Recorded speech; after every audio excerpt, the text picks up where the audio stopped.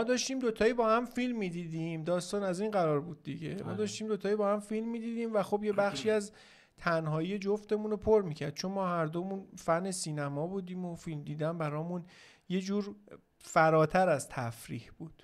بعد با هم راجع به فیلم ها حرف میزدیم. بعد تصمیم گرفتیم که با هم فیلم ببینیم. گفتم محمد چرا نمی با هم فیلم ببینیم؟ بعد شروع کردیم با هم فیلم دیدن. بعد دیدیم انگار بعدش میتونیم با هم حرف بزنیم، انگار این فیلمه میشه یه بهانه واسه حرف زدن. خب بقیش تو بگو.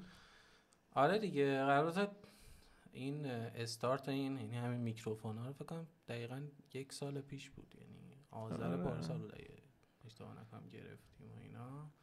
ولی خب هی یه سری مشکلات پیش اومد و اینا عقب افتاد.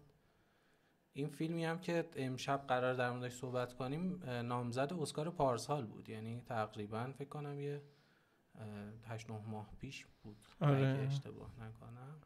فیلمو دیدیم ولی خب یه بار ندیدیمش راستشو بگیم. آره فکر میکنم این بار فکر کنم 4-5 باری بود که ما دیدیم. آره فول نبوده بعد از دفعه اول، یعنی مثلا در حد چک کردن بوده. ولی خب قبل از اینکه وارد بحث فیلم بشیم یه سوالی ازت دارم. نگفتم بهت.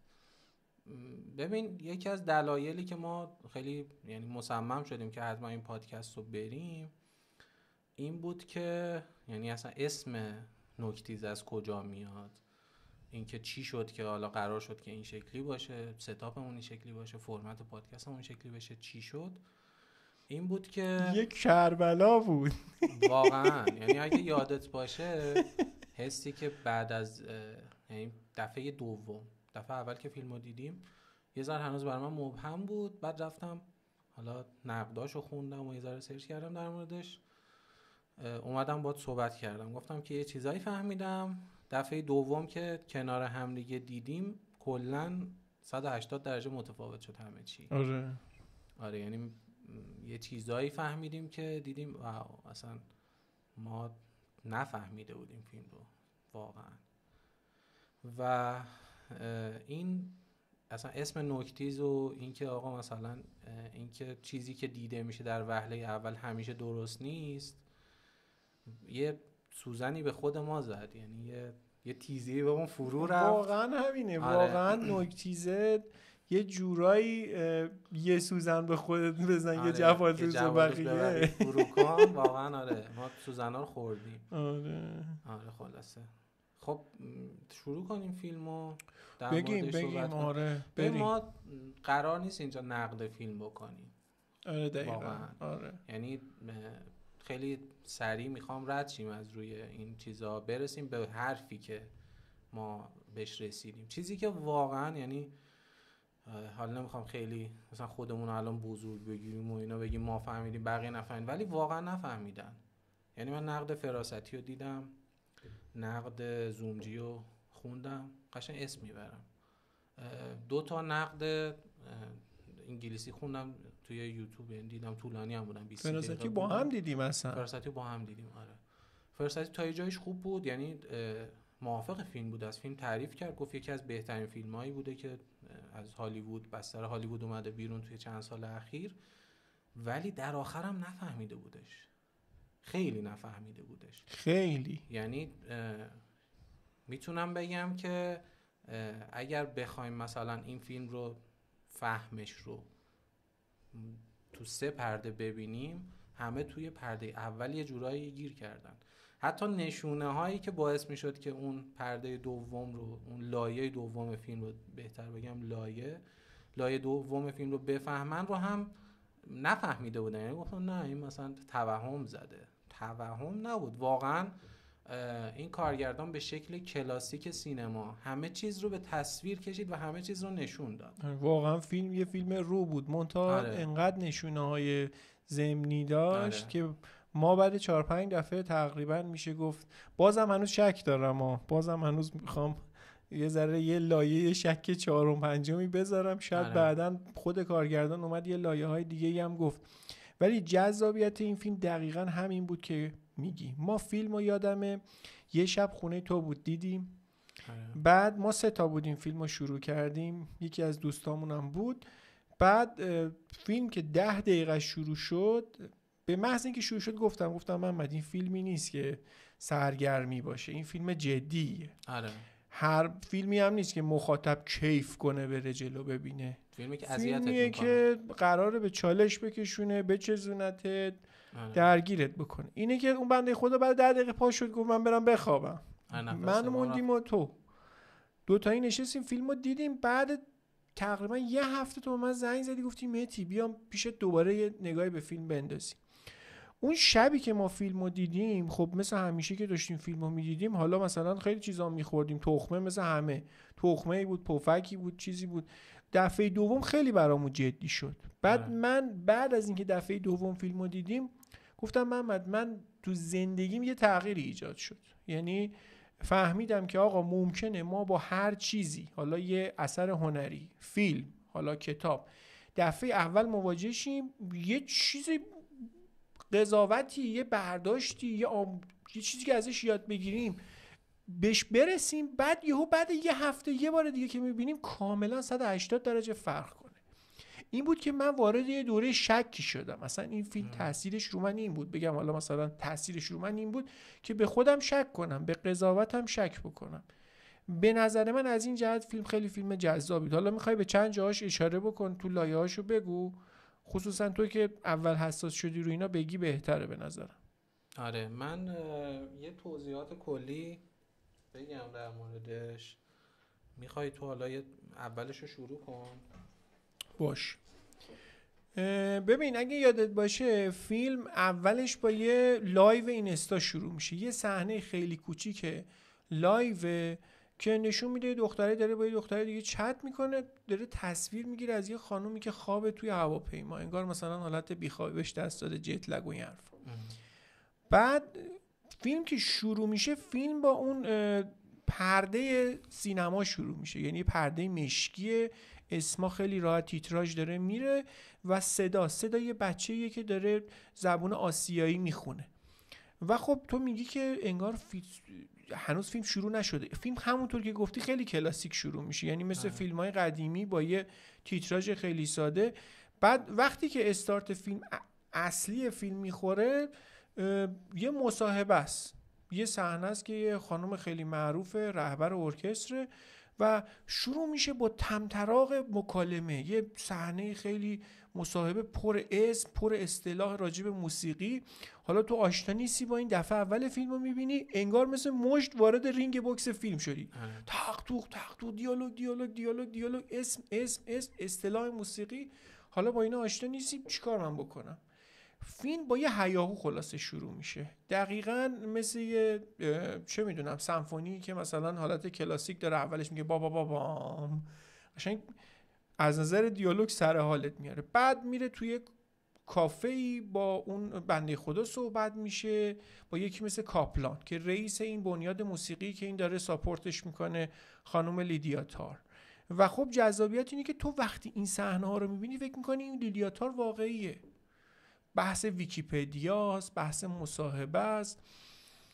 این به نظر من خیلی جالب بود. یعنی یکی که خوردم این بود که حتی من بعدش هم نرفتم سرچ بکنم لیدیا تار رو، یعنی اینقدر شک نکردم. نقد فراستی که دیدیم گفت که اساسا این شخصیت با صدای خودش شخصیت ساختگیه و این خیلی جذابش کرد واسه ما که دوباره رفتیم دیدیم. خب تو بگو. آره یه توضیح کلی که من بگم اینه که من واقعیت با معرفی خود فرات، یعنی یه چیزی داد، یه ویدیو معرفی داد، گفت که فیلم خوبیه، من میخوام نقدش کنم.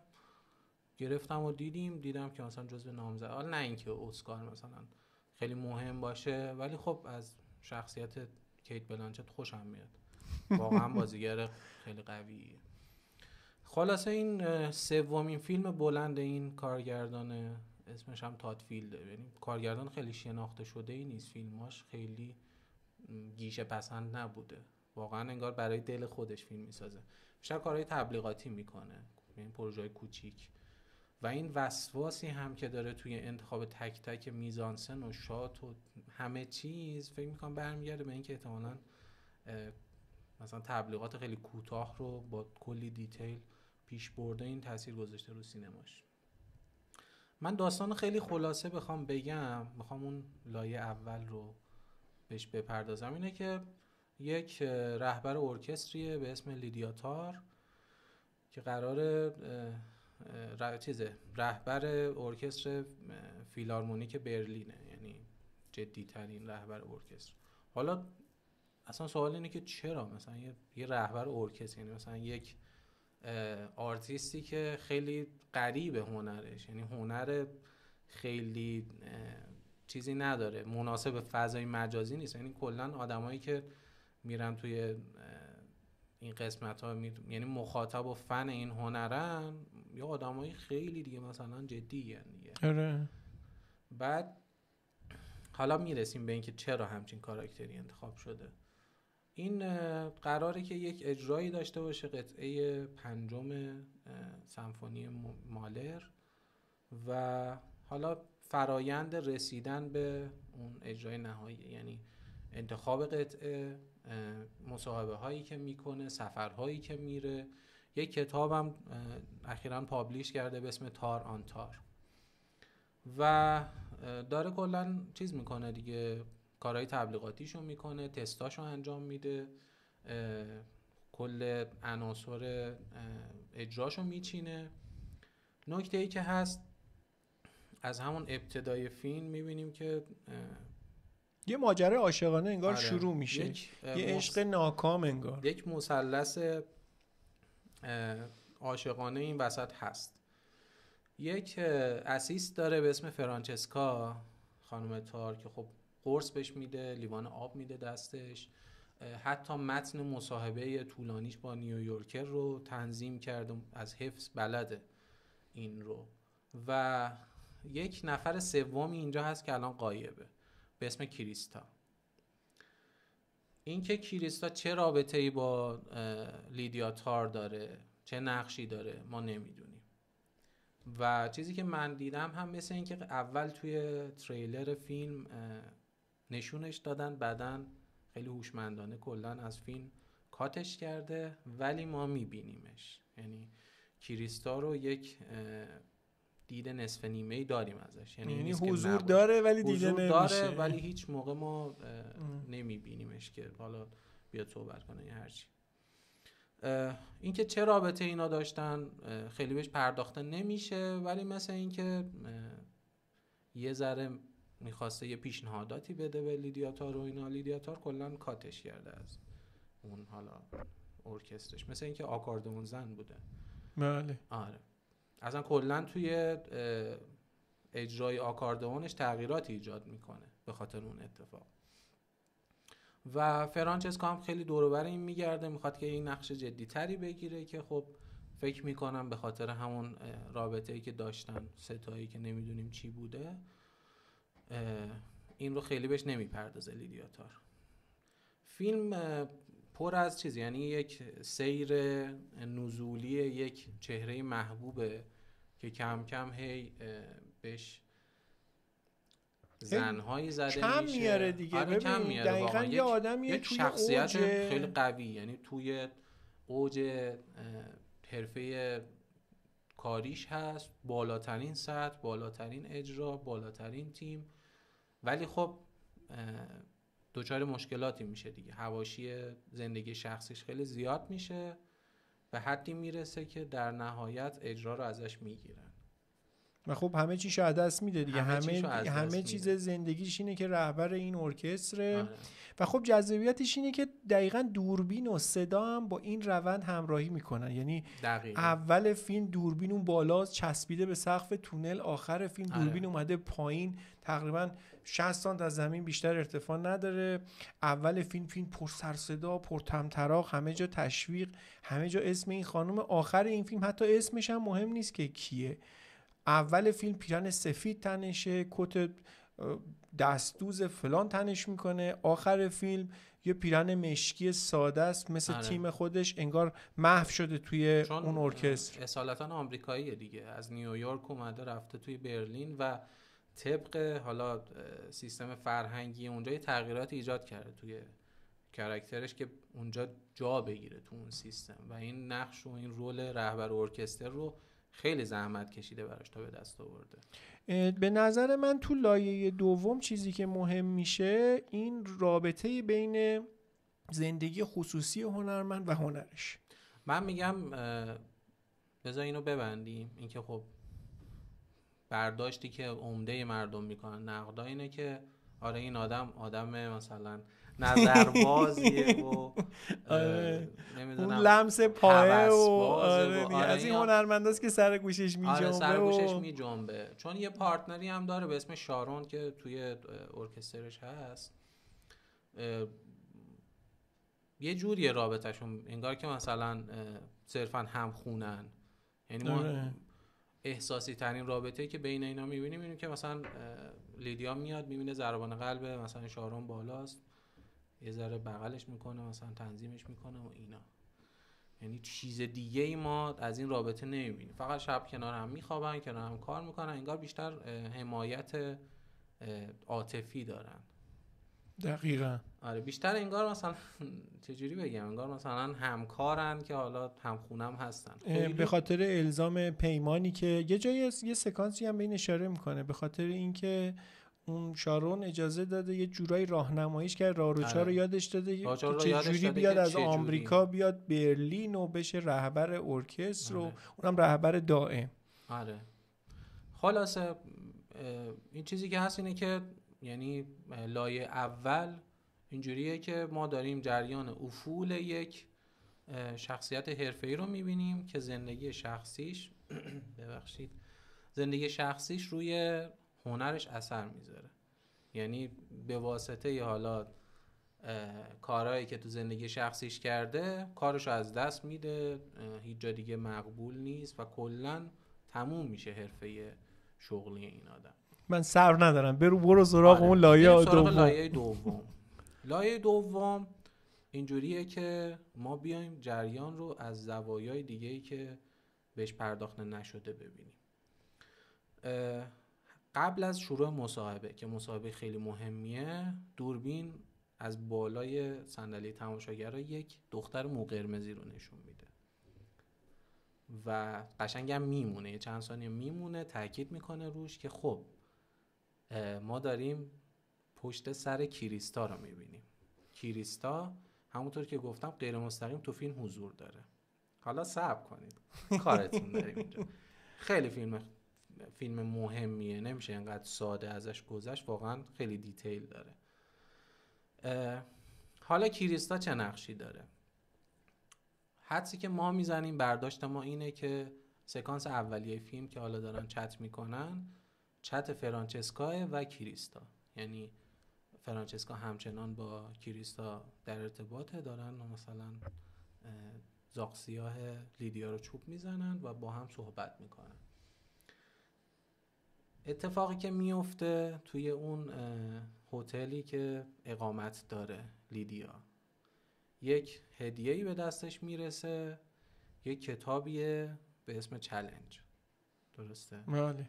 که یک پترن، یک طرحی روی این جلد هست که یه حالت میز داره، یک مسیر تو در توییه و کتابم ویتا سیکویل وست نوشته. بله. حالا در مورد این شخصیت یه ذره چون تحقیق کردی توضیح بده که ویتا سیکویل وست خیلی جذابه که اینم از زنای همجنسگرای قرن 20 بود و خب جذابیتش از این قراره که توی قرن 20 اگه زنی همجنسگرا می شده بایستی جنسیتی که انتخاب میکنه لباسش مشخصش بکنه. یعنی لزوما اگه یه زن همجنسگرایی بوده که تمایلات مردانه داره بایستی لباس مردونه بپوشه و خب شخصیت این لیدیا تارم به این صورته که تمام فیلم تأکید بسیار ویژه‌ای هست که این خانم لباسای مردونه رو انتخاب میکنه و خب یه شخصیت مردونه داره. حتی یه جایی میخواد بره دوست بچه‌شو دعوا بکنه، خم میشه میگه من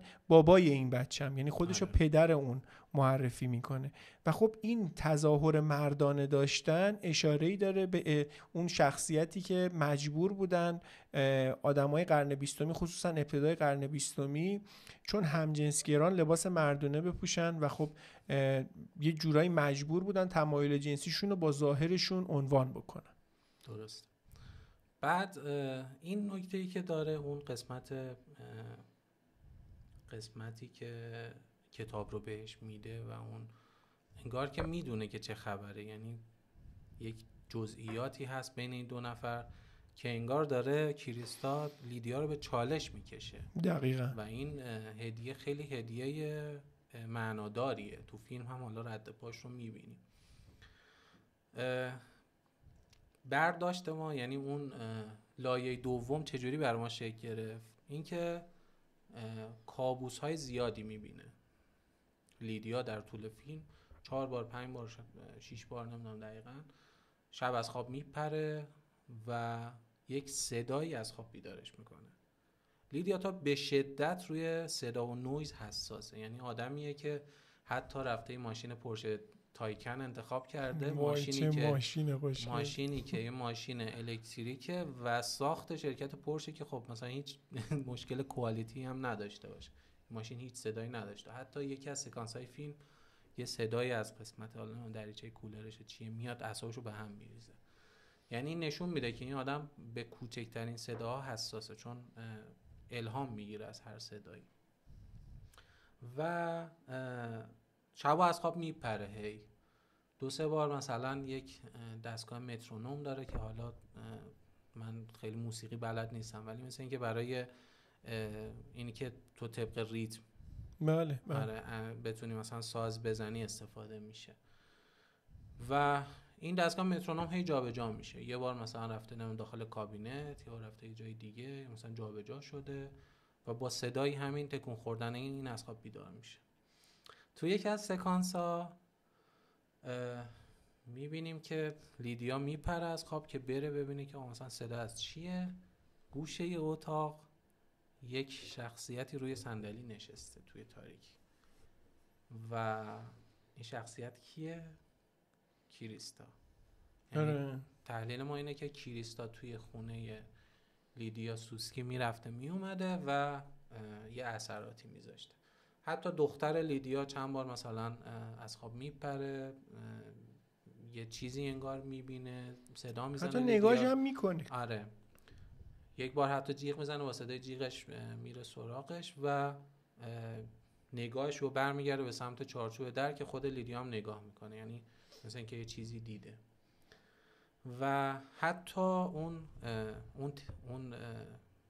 بافت میستوری که گفتیم روی اون جلد کتاب بود رو توی خمیربازی‌های دختر لیدیا که پترا باشه ما میبینیم، یعنی اون بافت روی میز بازیش تکرار شده. یه جای دیگه فکر می‌کنم پشت اون دستگاه مترونوم هم اون بله اون بافت دیده شده. یه جای دیگه وقتی میره تو خونه فرانچسکا همه وسایلش رو جمع کرده، یه سری کاغذ ریخته اون کف. یه دونه کتاب تارانتار اونجاست که معکوسش کرده و اینکه اون عکس میز روی یه دونه از کاغذا کشیده شده. یعنی این تایید میکنه که فرانچسکو که همه چی پشت همه و خب اینا با هم در ارتباطن. و داستان لایه دوم اینجوریه که اول فیلم یک شخصی هست به اسم کاپلان. بله. این کاپلان در حقیقت اسپانسر اصلی این بنیادیه که این کنسرت رو اداره میکنه و هزینه این کنسرت رو داره پرداخت میکنه. و خب کاپلان دنبال اینه که یه آماری از این چیز در بیاره راجع به این که چجوری این رهبری میکنه.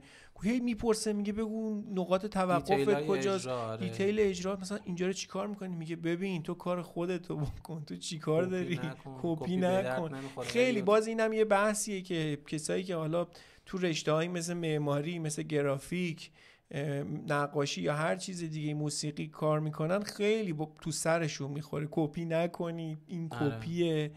و این واژه کپی کردن اینجا استعاره از رباته. این خیلی واژه رو شما میبینید که شخصیت اول فیلم به کار میبره. آره بعدش میاد از اینکه آدما صرفا یک چیزی رو تکرار بکنن. میخواد که شخصیتشون در هنرشون نمایان بشه. خیلی خوشش نمیاد از اینکه مثلا صرفا یک چیزی تکرار بشه.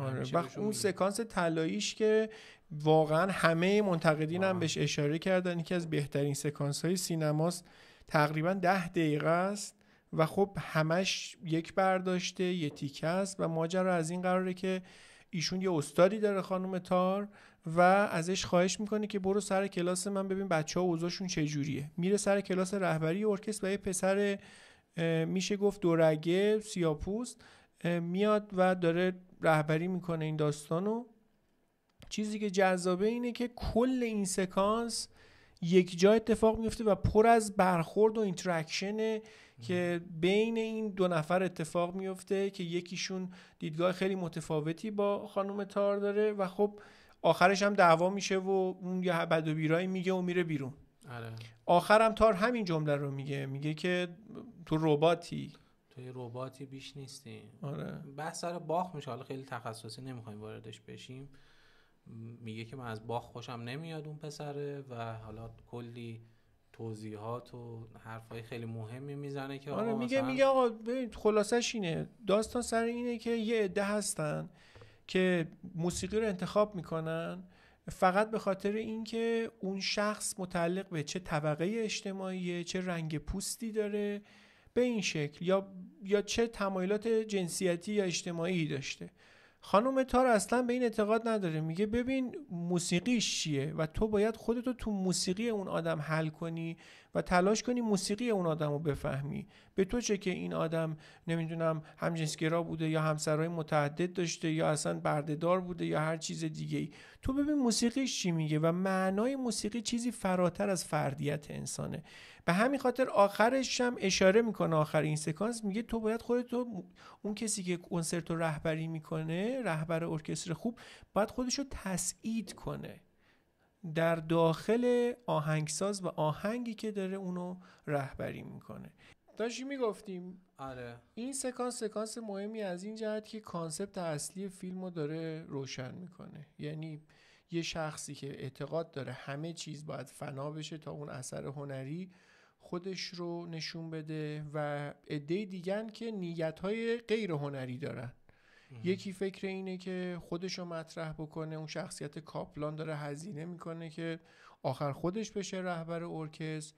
یکی میخواد پروژه عشقش رو جلو ببره، یکی میخواد به پست برسه و تنها کسی که این وسط براش آرت مهمه، البته تو لایه دوم فیلم، اون آرتیسته. خب حالا اگه سلام میدونی بریم سراغ لایه سوم. من لایه دوم میگم تمامش بکنیم. لایه دوم از نظر خودت ببر. در واقع بحث اصلی که اینجا مطرح میشه اینه که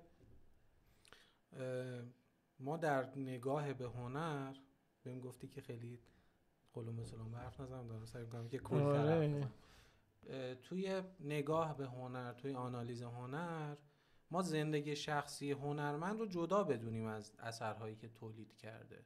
یعنی ما هنر رو بدون زندگی عدد شده اون آدم بهش ببینیم، فقط هنر رو ببینیم. چه کار داریم که آقا این آدم چجوری زندگی میکرده؟ این بحث خیلی مطرح میشه اینجا.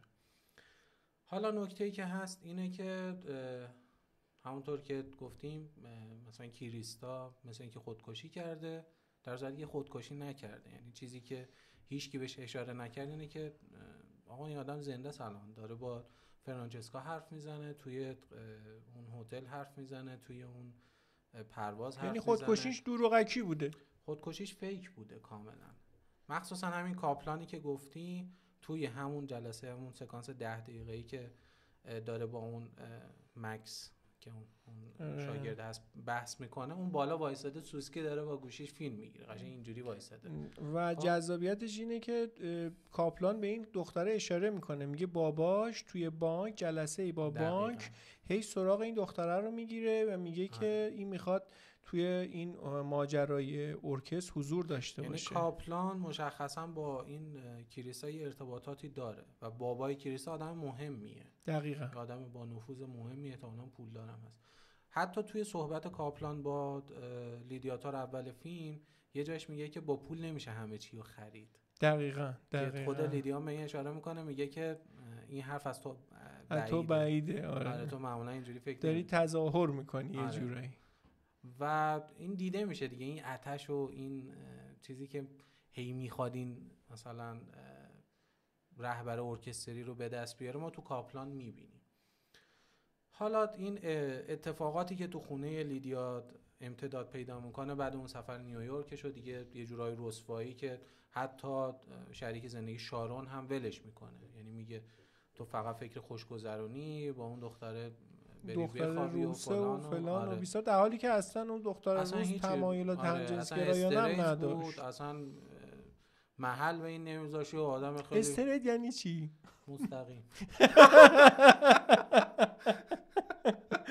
آره یه خارجی من داستان بهش گفت که حرم کجاش بود استرید.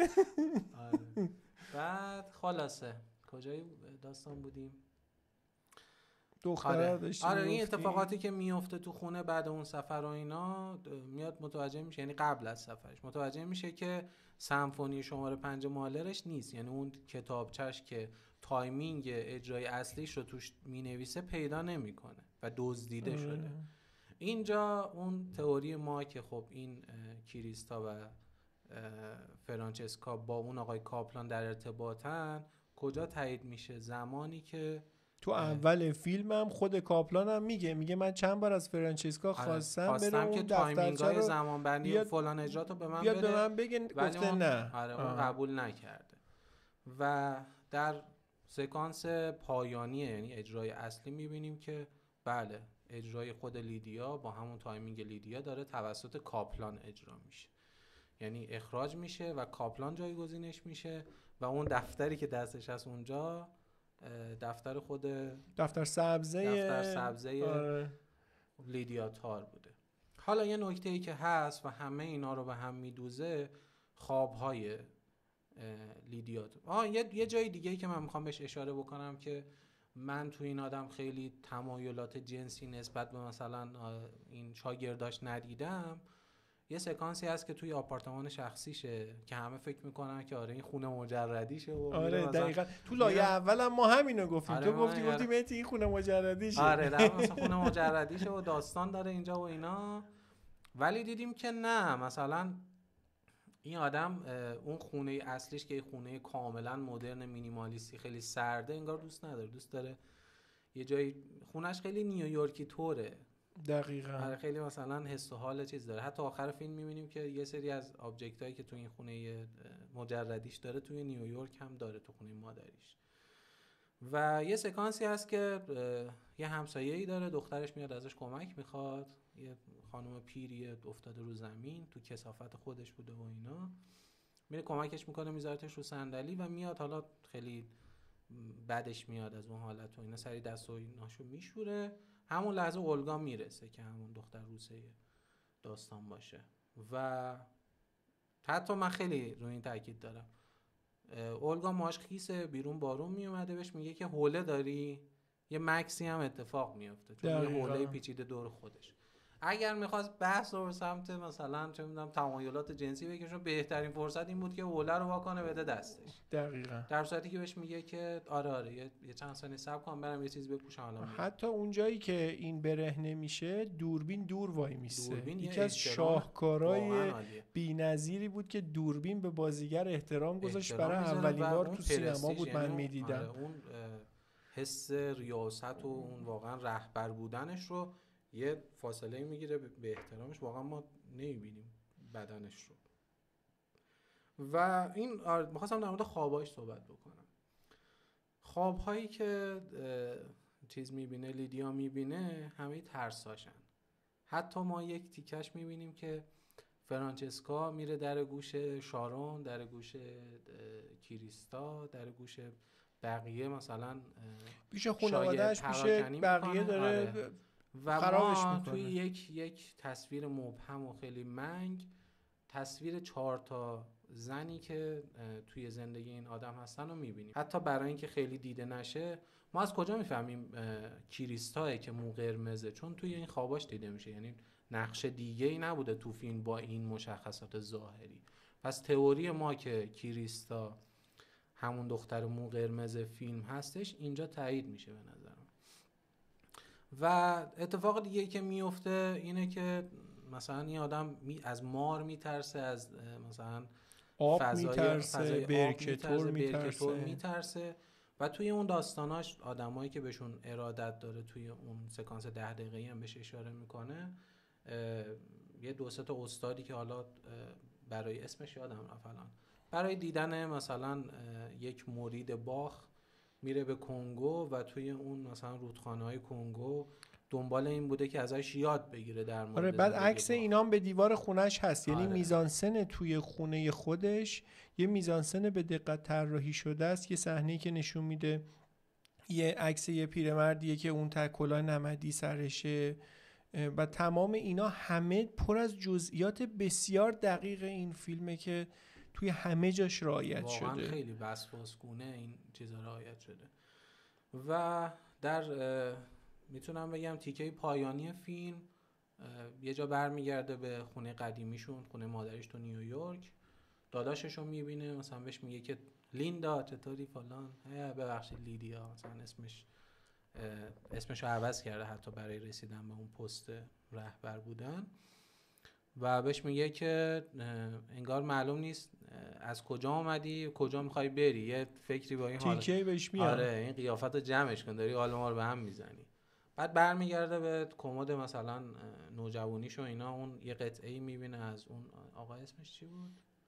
یه رهبر ارکستری که یه جایی ازش یاد میکنه. ازش یاد آره. گرفته. میگه که آره مهم نیست که مثلا موسیقی چیه، اون احساسی که ازش به دست میاری که مهمه. ما مثلا تو لایه‌های مختلفی موسیقی رو درک میکنیم.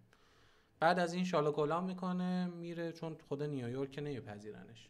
شال و کلاه میکنه میره یه جایی دقیقاً طبق توصیفات همون آدم، یه جایی شبیه کنگوه که یه برکه عظیمیه و میره تو اون دقیقاً روی یک قایقی طبق توصیفات شده میره و دنبال اون چیزای اسطوره‌ایش میگرده. دقیقاً برمیگرده به ریشه های مثلا فکریش واسه آدمایی که خیلی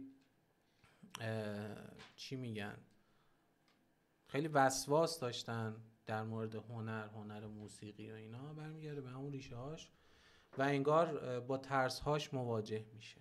حتی یه سکانسش هست که میره یه جایی ماساژ بگیره برای اون رفع جت لگش. بعد یه اسم عجیب غریبی میگه، مثلا برو از تنگ ماهی یکی انتخاب. تنگ ماهی براش جالبه که آره این چیه. حالا مثلا این از این ماساژای چیز بوده، نمیدونم چه جور ماساژی بود، ولی چیزی که ماساژ نشون داد هپی اندینگ دار بوده نبوده نمیدونم. ولی مثلا یک حالتو، چون این که مثلا یک سری دختر رو توی یه ویترینی بچینی و شماره داشته باشن، یه همچین چیزی تداعی میکنه. بعد شماره 5 یهو بهش خیره میشه. شماره 5 بهش خیره میشه و اونو انتخاب میکنه، دستش رو به شکل دقیقاً حالت رهبر ارکستریش اشاره میکنه به اون. سکانس بعدی کات میخوره میره بیرون و حالش بد میشه، انگار یاد سمفونی شماره 5 و اون اتفاقات اعصاب خورد کن میفته و کلاً به هم میریزه. و در آخر میبینیم که انگار یک تواضع جدیدی پیدا میکنه توی زندگیش. یعنی رفته واسه یه سری داره اجرا میکنه که اصلا صندلی‌های داغون. ببین محمد، اون صحنه‌ای که وایساده جلوی شهر، نور میاد و یه پرده سفید رو توی پنجره کشیده باز میکنه و بعد 2 لایه پنجره رو باز میکنه. سر و صدای بیرون، آدمی که به سر و صدا حساسه، تازه میاد تو. دقیقاً قشنگ اون باده رو نسیمه رو حس می‌کنی تو باد با هم میان و این رها میشه. بعد نشون میده توی سکانس بعدی توی سری آینه است که این آینه ها انعکاس دادن به هم. بعد از یه سری در رد میشه، انگار داره یه سری مسیری رو طی میکنه، انگار که به عمق خودش نفوذ کرده. یعنی این آدم رفته به اون اعماق درونیش، چیزایی که بهشون باور داشته رو داره بغل میکنه. یعنی فهمیده که آقا این آدم زندگیش موسیقیه، واقعا تسعید شده دیگه. تار بودن تارش هم از بین رفته، اسمی ازش هیچ نیست، اسمی هم ازش نمونده و حتی اسم بودنش رو هم نابود کرده. چون یه صحنه‌ای هم اون استادش اشاره میکنه، میگه بذارید همه این چیزها رو فراموش کنیم و فقط از موسیقی لذت ببریم. و به شکل کامل وقتی که پیرن مشکی میپوشه و با تیمش، اون ارکستر بچه‌هایی که اصلا همه مشکی پوشیدن، یه جورایی محو میشه در داخل موسیقی که قراره بسازه و ژانری هم که داره توش میسازه یه ژانر کاملا فانتزی و یه چیز دیگه است کلا. انگار مثلا داره واسه از این گیمای مثلا جدید دقیقاً. ولی خب واقعا چیز دیگه، انگار حل میشه در اون صحنه. یعنی بک استیج یه یک بک‌گراند مشکی ما می‌بینیم با لباس فول مشکی، فقط یک نوری که از زده یه هایلایتی دورش میندازه که ما مثلا تشخیص میدیم که اینه دیگه. الان به نظرت مناسبه بریم لاین سوم و لایه سوم رو ببینیم؟ لایه سوم رو بریم.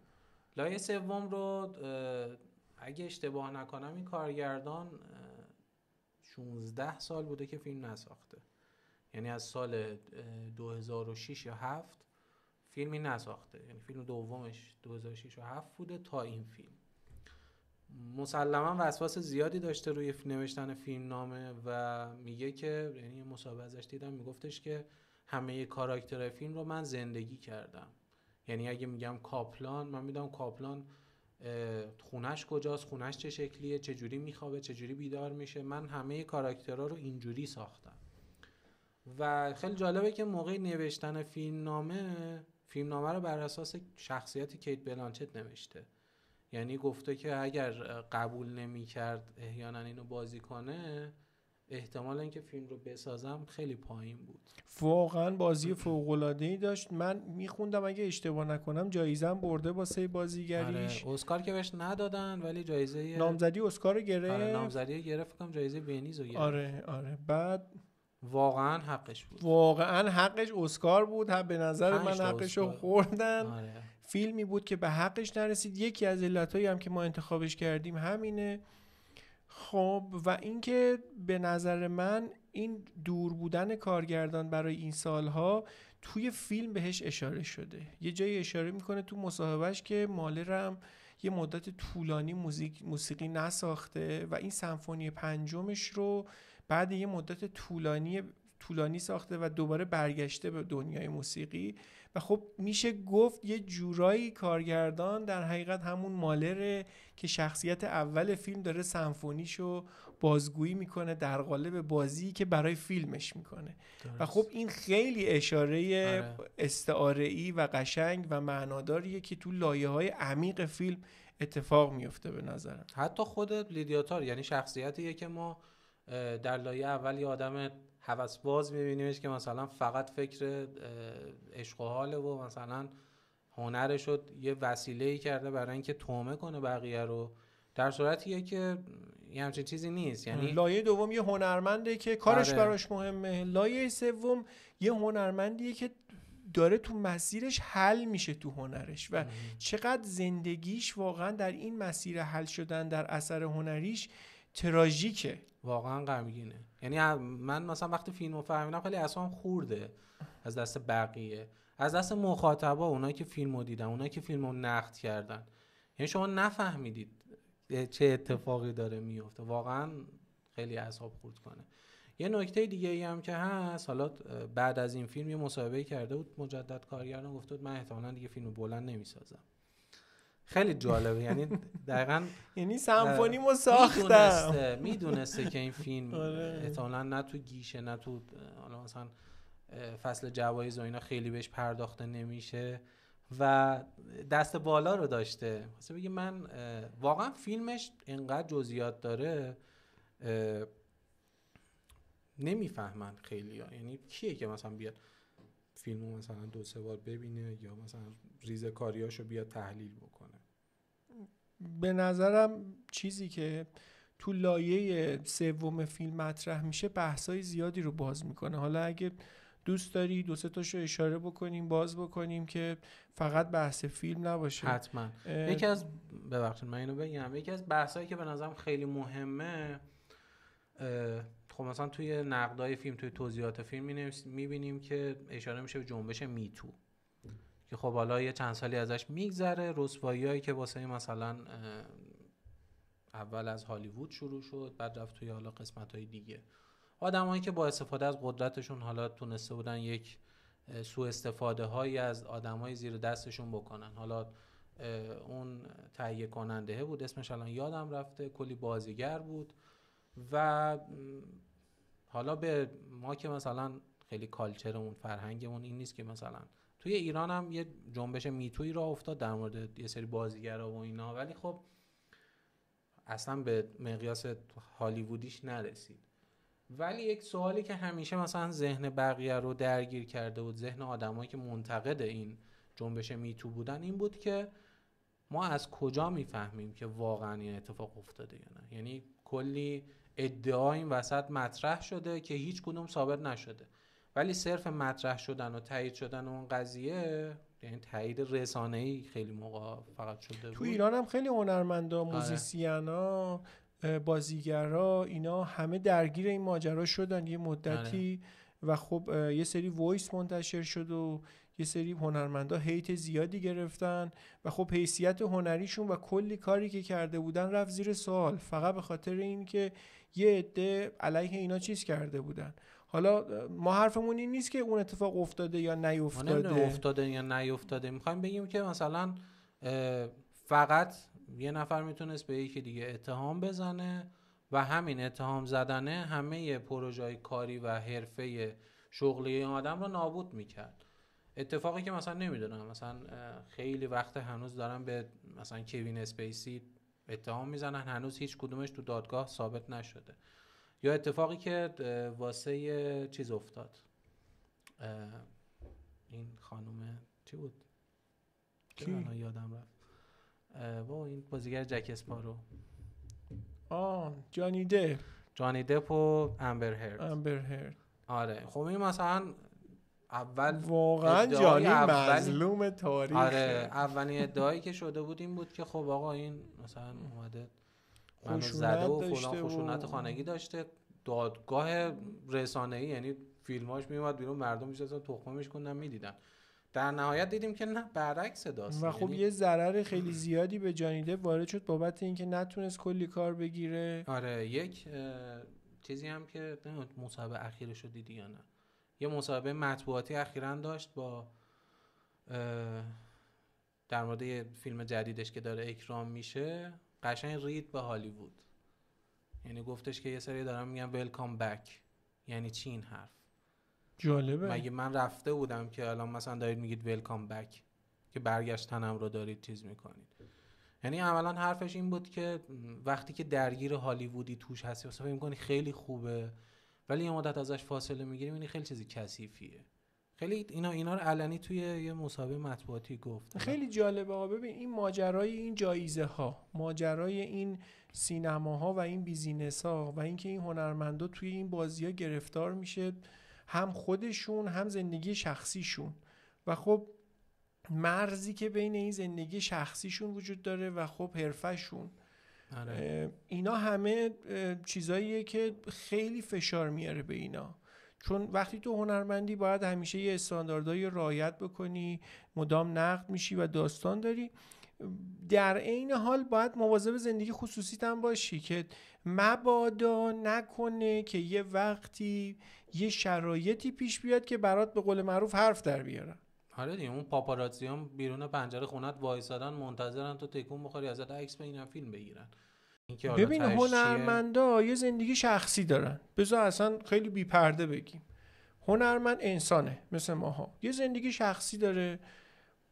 این زندگی شخصیش مثل ماها برخلاف بقیه، چون آدمیه که تو سوشال مدیا طرفدار و فن داره، خیلی بولده و خب هر کسی هم میتونه راجع به این زندگی شخصی نظر بده. همین باعث میشه که اینا آسیب پذیر بشن در برابر سوشال مدیا. این آسیب پذیر شدنشون در برابر سوشال مدیا دو تا چیز داره، دو تا تأثیر داره. یکیش چیه؟ یکیش اینه که مستقیم رو هنرش تأثیر میذاره، حالش خوب باشه حالش بد باشه. دو اینکه بترسه از اینکه آرتشو بده بیرون یا نده بیرون، بگه من اگه اینو بدم بیرون چی میشه، یا اینکه من الان نمیتونم این کارمو منتشر کنم چون من الان زیر فشارم از نظر فلان، کارم نمیگیره یا آلبوممو کسی نمیخره یا کنسرتمو نمیاد. میخوام بهت بگم که دیگه اون هنره انگار آزاد نیست، انگار اون هنرمنده نمیتونه احساسشو یا بیانی که میخواد داشته باشه یا پیامی که میخواد برسونه، همش باید فضای مجازی رو چک کنه. میدونی این نمیدونم حالا خوبه یا بده یا چی، نظر تو چیه؟ ببین به نظرم چه برای هنرمند چه برای مردم عادی، فضای مجازی همونقدر که مزیت داره میتونه خطرناک هم باشه. یعنی برای هنرمند طبیعتاً با استفاده از فضای مجازی خیلی سریعتر میتونه معروف بشه. نمیدونم کمدیو چقدر دنبال میکنی اخیراً، مثلا یه پسر هست مطریف یا همچین اسمی داره. یه پسر خیلی جذابیه، کمدینه. بعد معمولا کم پیش میاد اونا کچلا و در و داغونا میان کمدین میشن. طرف خیلی مثلا استایل باز نیست، اینکه یکی بیاد مثلا خوش تیپ باشه، جذاب باشه، چش رنگی باشه، گوگلی باشه، مثلا کمدین بشه، کم پیش میاد. این واقعا مصداق بارز آدمیه که با فضای مجازی 2-3 ساله یه کمدین الان درجه 1 شده. این کمکش کرده، یعنی هم فضای مجازی باعث شده که معروف بشه، هم الان خطرناکه براش از این جهت که خب الان چون یه سری کلا شوخیاش خیلی ببین خود ما الان این که داریم هم حرف میزنیم و داریم از فضای مجازی میگیریم. خب یعنی فضای مجازی در اختیار هر آدمی یه تریبونی قرار داده که شاید مثلا 10 سال پیش هم نبود. این خیلی آزادی بی حد و حصری داره. حالا نمیدونم مرزش تا کجا پیش میره، یعنی مثلا من تا کجا میتونم با این میکروفونم برم جلو یا با میکروفونم اصلا چیز بکنم. تو مثلا نگاه میکنی ما الان داریم ضبط میکنیم این رو، لایو نیست ولی خب اینطور نیست مثل قدیم که طرف میاد مثلا رادیو، فرمتی که شبیه این بود یه جور رادیو بود دیگه، خیلی مخاطب محور نه، غیر از اینا که زنگ میزدن مثلا میگفتن فلان قطعه رو پخش کن، مثلا خیلی اینتراکشنی نبود بین تولید کننده محتوا و حالا اون شنوندش. ولی الان اینجوری نیست. شما قطعا توی کامنت ها خیلی نظرات جالبی میشنوی، این تعامل خیلی جالبه. یعنی هر کسی، واقعا صحبتشو کردیم قبلا، داریم به جایی میرسیم که هر آدمی میتونه تریبون خودشو داشته باشه و یه سری شبیه به خودش میان و دنبالش میکنن. و به نظر من دوره کلا مدیاهای خیلی عمده، حتی نتفلیکس، حتی تلویزیون، به نظرم اینا محکوم به شکستن، چون که خیلی چیز نیستن، خیلی با استاندارد روزمره خیلی سریع شده. یعنی خیلی اتفاقات فضای مجازی به نظر من سریعتر از اونی که ما بخوایم پیش بینیش بکنیم. ولی خب به نظرم 2 دسته شدیم دیگه الان. تو طرفدار اینی که این خوبه که داره یه جورایی تاثیر میذاره تو هنر فضای مجازی و اینا. من میگم که نگرانم بابت این که داره تاثیر میذاره. و خب سفید سیام الان پوشیدیم، یه جورایی آخر بحث رسیدیم به این که اون نوک تیزه شکل داره میگیره و این که واقعا باید نقد کرد، واقعا یه جاهایی باید شارپ بود، باید تیز بود، باید شجاع بود، باید رفت جلو تو هنر، ولی یه جاهایی واقعا نمیشه. برای همینه که ما اومدیم توی لوگومون اون نوک تیزه رو یه ذره نرمش کردیم. خیلی هم نوک تیز نمیتونیم باشیم چون اذیت میشه واقعا. ولی ببین من کی اذیت میشه؟ خودم اذیت میشم، کاری به کسی ندارم. ببین به نظر من چون خواستم یادم رفت، سر همین بحثی که داریم میکنیم که میگی نگرانی داره و اینا، من مشکلی که با مثلا همین پادکست یا مثلا چه میدونم کلیپ کوتاه، یعنی مثلا یک کلیپ ادیت شده 1 دقیقه از فیلم، طرف میبینه فکر کنه فیلمو فهمیده، یا مثلا یه جمله میخونه استوری میکنه و فلان، اینا بیشتر چوسیه تا اینکه مثلا فهمیده باشه. بابا یهو مثلا یارو 4 تا فیلمو با هم استوری میکنه، 4 تا فیلم خیلی خوبه، اینا رو ببین. بعد مثلا باش حرف میزنی هفته دیگه میگی خب فیلم چطور؟ یادم نیست کجاش کدوم فلان، خب دیدی یا ندیدی؟ یکی از دوستام چند سال پیش یه سریالش معرفی کردم، خیلی سریال مهمی بود برام، تموم که شد داشتم باش صحبت میکردم، گفتم محمد چی میگی؟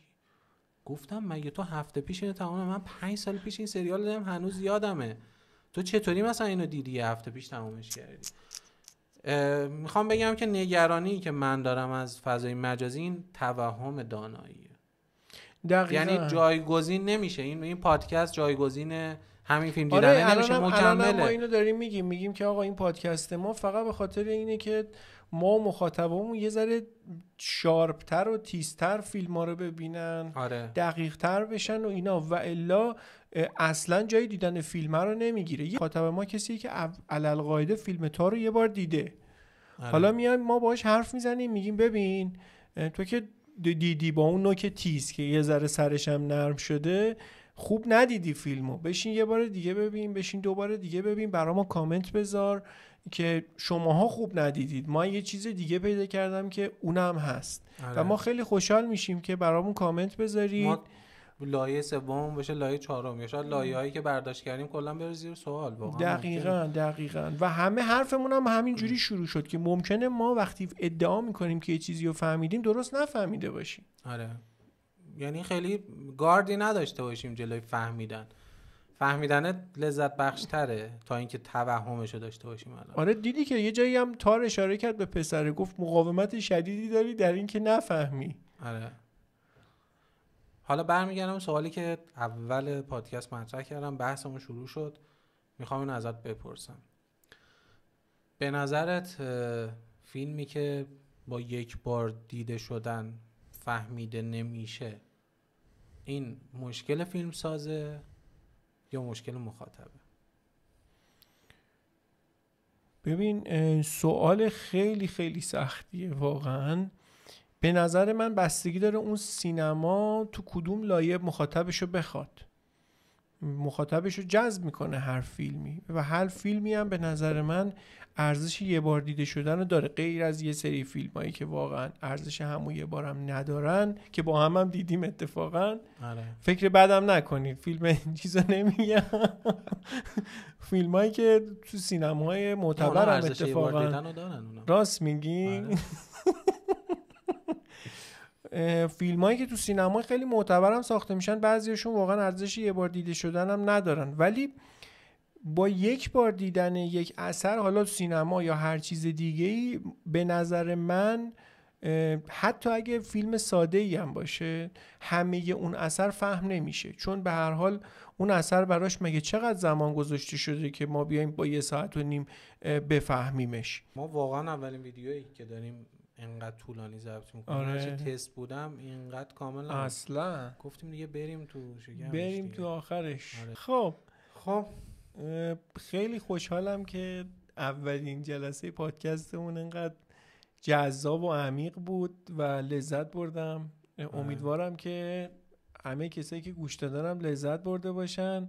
امیدوارم برامون کامنت بذارن و اینکه ممنون میشم که ما رو سابسکرایب کنید. به دوربین وسط، اون دوربین تاکید اشاره کنید. سابسکرایب کنید. معرفی کنید به دوستاتون که فکر میکنن که این محتوا ارزش شنیدن و دیدن داره. ما هزینه کردیم، وقت گذاشتیم، خواهشاً تصویری ببینید. ای کسی که داری صدای ما رو میشنوی، بیا تصویرمون ببین، بد نیست. آره. و اینکه همین دیگه، ما صرفا در حد اینه، شاید 10 نفر ببینن، 20 نفر ببینن، شاید خیلی گنده تر بشه، نمیدونم تهش چی میشه، ولی ما قراره همینجوری بریم جلو. امیدوارم که ادامه دار باشه. منم امیدوارم. ممنونم ازت. مرسی. خیلی خوشحال. آخرش باید چجوری تموم کنیم؟ چجوری؟ آخرش چجوری میشه؟ اینجوری؟